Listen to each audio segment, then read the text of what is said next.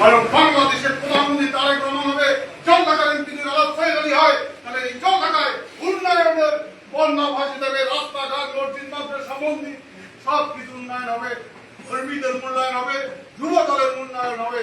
আমরা সরকার যদি তারেক রহমান প্রধানমন্ত্রী হয়, এখানকার এমপি যদি আমাদের বিরোধী দলের হয়, আমরা তো ধারের কাছে দায়িত্ব পাবো না, জল ঢাকাবাসী উন্নয়ন থেকে বঞ্চিত হবে।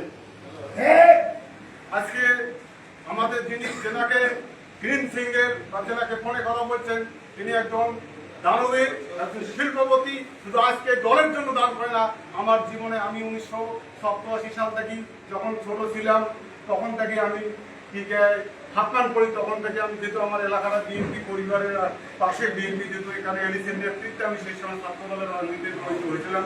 আমি দেখে যাচ্ছি সে প্রতিষ্ঠাতা বিএনপির সাধারণ সম্পাদক জিয়াউর রহমানের হাত ধরে সেই সময় জিয়াউর রহমান যখন জাগত থেকে বিএনপি গঠন করে 1977 সালে, সেই সময়ের কালে বিএনপির সাধারণ সম্পাদক আলাপ সৈয়দ আলী সাহেব, তিনি তখন থাকি মানুষের মাঝে সামাজিক, ফুটবল, মসজিদ, মাদ্রাসা, মন্দির, রাস্তাঘাট উনি যতটুকু আমার সাহায্য করেছে উনি সাহায্য করেছে। তারেক রহমান ভুল করে নাই প্রার্থী দিতে। তারেক রহমান এমন একজন প্রার্থী দিয়েছেন যিনি আজকে আমাদের বিরোধী দলের যিনি প্রার্থী আছে তাদের মাথা ঘুরে গেছে, তারা দোয়া পর্যন্ত তারা সৈয়দ আলী সাহেব যাতে এই ধানের শীষ না পায়, কারণ অন্য কাউরে হলে আমরা কমিটি আমরা দিতে যাবো। আজকে সৈয়দ আলী প্রার্থী হওয়ার কারণে ওনাদের মাথা ঘুরে গেছে। তাই আপনারা ওই সৈয়দ আলীর জন্য অপেক্ষা করবেন না।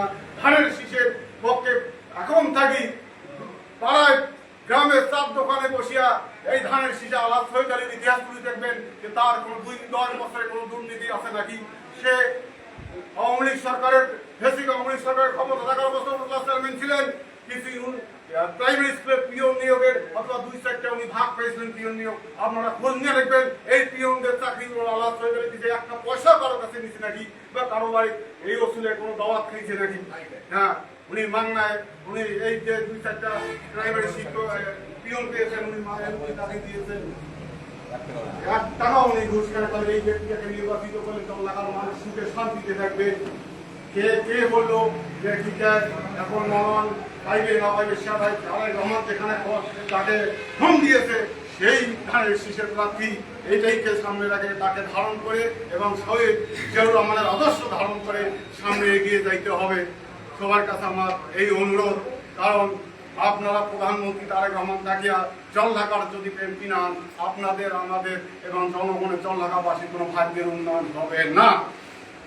তাই এই 3 নম্বর এজেন্ডা আমরা জেলা মিটিংয়ে যেটা রয়েছে বাংলাদেশ জাতীয়তাবাদী যুবদল আগামী 27 অক্টোবর প্রতিষ্ঠা বার্ষিকী, এই প্রতিষ্ঠা বার্ষিকী উদযাপন উপলক্ষে আমাদেরকে নীলফামারীতে 27 তারিখে জেলা বিএনপির নেতৃত্বে আমাদেরকে নীলফামারীতে প্রোগ্রাম করতে হবে। সেখানে উপস্থিত থাকবেন নীলফামারী জেলার অভিভাবক এবং ডোমার ডিমলা আসনের এমপি পদপ্রার্থী ইঞ্জিনিয়ার শাহরুল ইসলাম আমাদের ওই প্রোগ্রামে নেতৃত্ব দিবেন।